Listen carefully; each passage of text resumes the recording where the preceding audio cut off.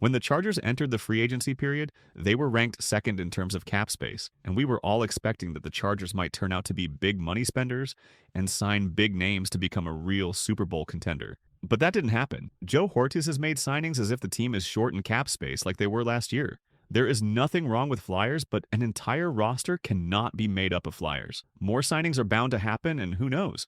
Maybe the Chargers make a huge splash next week. So far, let's try to grade all the signings the Chargers have made and see how prepared they are for the next season. What's up, Chargers fans? Welcome to the NFL Playbook Chargers. If you're new here, don't forget to hit that subscribe button.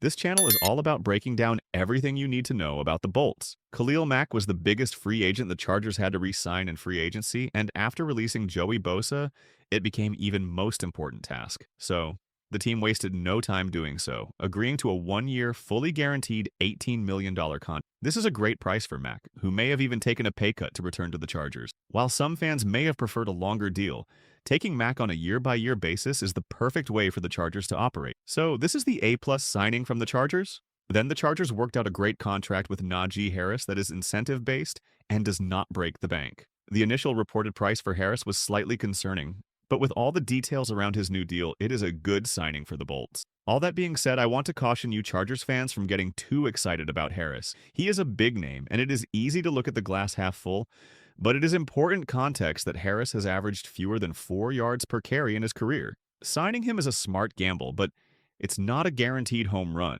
so he gets the B grade. Then the Chargers went out and bolstered the wide receiver room with a familiar face. Bringing back B plus Mike Williams on a low-risk one-year deal is smart business by the Chargers, as the team brings back one of Justin Herbert's favorite weapons. If Williams is the only addition to the wide receiver room this offseason, then that is a problem. However, as part of a bigger picture, Williams is an impactful player who gives the Bolts a true X receiver. It took longer than Chargers fans would have liked, but the team finally addressed the offensive line by adding Philadelphia Eagles guard Mekhi Becton. The is a true grade A signing. The former first-round pick has revitalized his career and reputation, becoming one of the better guards available in this offseason's free agency. While Becton may not be elite in pass protection, his exceptional run-blocking ability stands out, making him a significant upgrade over Trey Pipkins. With Becton likely starting at right guard, Justin Herbert can look forward to improved protection. Donte Jackson brings some intriguing ball-hawking skills, which likely attracted the Chargers to sign him in the first place. However, there are also notable concerns. Jackson has a tendency for coverage lapses and posted a missed tackle rate of over 20% last season. If this had been a one-year gamble, it might have been more understandable. But committing $13 million to Jackson, especially when $29.6 million for Poona Ford was deemed too much, is a disappointing decision. So I give him a D+ grade.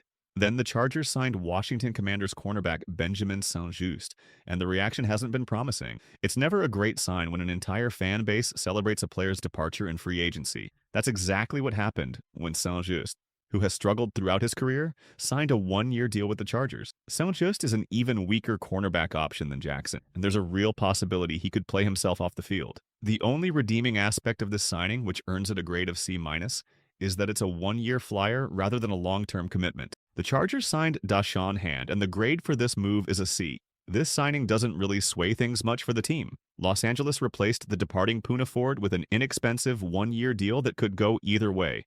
If Ford's departure is considered the driving force behind this move, the grade would be lower. However, on its own, it's a fairly average signing that earns a C. The Chargers signed Naquan Jones. Everything said about Da'Shaun Hand applies here as well. Jones was brought in on a low-cost, one-year flyer deal to provide depth on the defensive line, particularly at the nose tackle position. The most notable detail about Jones is that he's yet another former Titan, joining Da'Shaun Hand, Bud Dupree, and Teair Tart on the Chargers' defensive line, making it 4 ex-Titans in the group. So, yes, I will give him grade C, too. Then we have Del'Shawn Phillips, and I'd give this move a solid B. It's not the kind of signing that's going to drastically change the team's outlook, but it does the job. The Chargers lost a key special teams guy at linebacker, and they brought in Phillips to fill that role.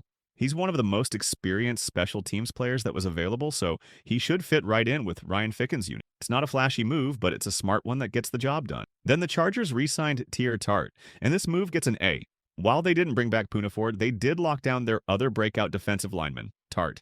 The decision likely came down to cost, as Tart's deal is much more budget-friendly. He's back in LA on a one-year deal worth up to $5.5 million with incentives. The hope is that he earns every penny of those incentives, because it would mean another strong season for the former Titan. This is a great move to keep some consistency on the defensive line. The Chargers re-signed Bradley Bozeman, and honestly, this move deserves an C. It doesn't make much sense. Bozeman was one of the worst starting centers in the league last season, and it seemed like the team was ready to move on. Instead, they brought him back on a 2-year incentive-heavy deal. The strange part is the hope that Bozeman doesn't hit those incentives, because if he does, it means he's starting again for the Chargers, which isn't exactly ideal. As a depth piece, it's not the worst decision ever, but it looks a lot worse when you consider how the team has been stingy in other areas and still hasn't made a meaningful addition to the offensive line, and this one's tough to defend. Another Chargers are signing is Denzel Perryman, and this move gets an easy A. Perryman was a key part of the defense last season, with his veteran leadership playing a big role in setting the tone for Jesse Mint. After dealing with injuries in 2024, he now has a chance to make an even bigger impact in 2025. That said, the best-case scenario would be Perryman stepping into the LB3 role, which would mean that sophomore Junior Colson has taken a big step forward. But even if that doesn't happen, the Chargers have a dependable veteran they can trust for depth. It's a smart move all around. The Chargers made a fantastic move by re-signing Troy Dye, earning this decision an A+. After losing Nick Niemann to the Texans in free agency, bringing back Dye was a smart call.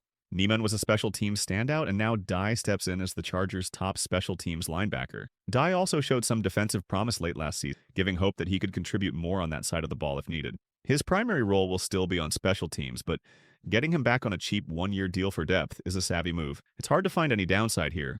Then the Chargers re-signed Jalen Reagor, and in my opinion, this decision gets a F. It's hard to understand why the team felt the need to bring him back this offseason. Reagor, a notorious first-round bust, has struggled everywhere he's played, including with the Chargers. One highlight catch last season doesn't erase the fact that he only caught 7 passes in 2024 and has been one of the most disappointing first-round receivers in recent memory. To make matters worse, he cost the team a game against the Cardinals by fumbling the ball out of the back of the end zone. Reagor did more harm than good last year. Realistically, he should be nothing more than a camp body who doesn't make the final 53-man roster. That's probably what fans should be hoping for. Finally, the Chargers re-signed Taylor Heinicke to a one-year deal worth up to $6.2 million, earning this move a B+. This likely signals the end of Easton Stick's time in LA, and it's a smart decision by the Chargers. Having a solid backup quarterback is crucial in case anything happens to the starter. The only downside to this signing isn't the player or the price, it's the context. Re-signing Heinicke at this price is a no-brainer, but it's disappointing that this is one of the more expensive moves the Chargers have made, despite having plenty of cap space to work. That wraps up our breakdown of the Chargers' free agency moves so far. It's been a mix of smart signings, questionable decisions, and a few moves that left us scratching our heads. With all this cap space, the hope was for bigger splashes, but there's still time for the Chargers to make a statement. What do you think about the team's approach so far? Are there any signings you're excited about or ones you wish didn't happen? Let me know in the comments.